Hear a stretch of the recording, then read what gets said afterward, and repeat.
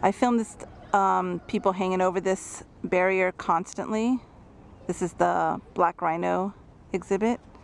Belozy, the male, is the one who inhabits this part of the enclosure, so he's the one that's vulnerable.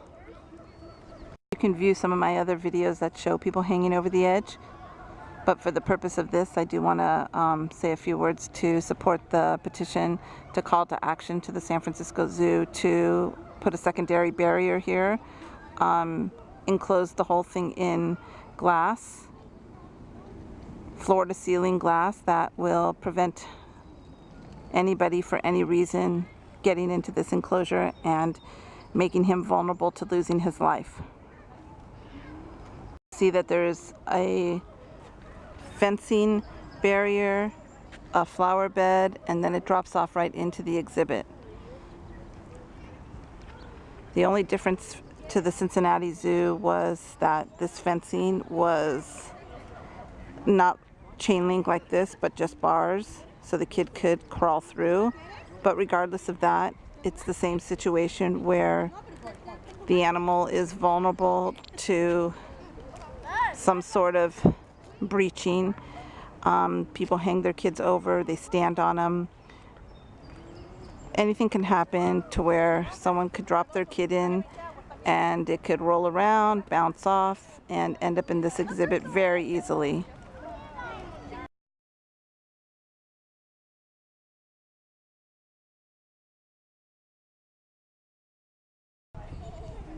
So, in my opinion, all code red animals in all zoos should be under a secure barrier of floor to ceiling glass, that goes across the whole exhibit, so that there is no way anyone could get in for any reason. I know there was a point in time, probably late 90s, where exhibits were built to be open air, more of a natural setting for people to view animals in.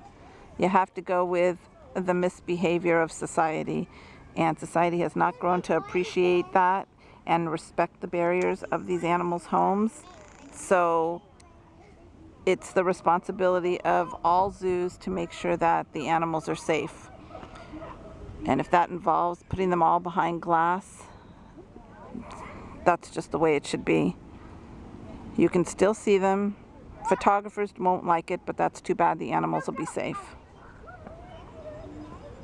So again, the point of this video is to illustrate code red animals that are not in secure exhibits at the San Francisco Zoo, and call Director Tanya Peterson, the Park and Rec, the Zoological Society, the AZA, and anyone else who has a hand in making these decisions to make sure that these animals are secure in full, F-O-O-L, foolproof, and full, F-U-L-L, foolproof exhibits, so that they don't lose their life due to human negligence or other misbehaving actions. I do not want to hear one day that there's been a tragedy at this zoo involving barrier breaching, because I've been laying it out for years and I'm laying it out now. So they can't say that they don't know.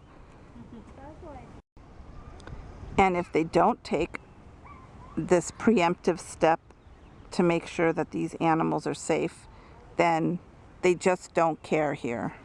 They just don't care whether or not these animals live or die.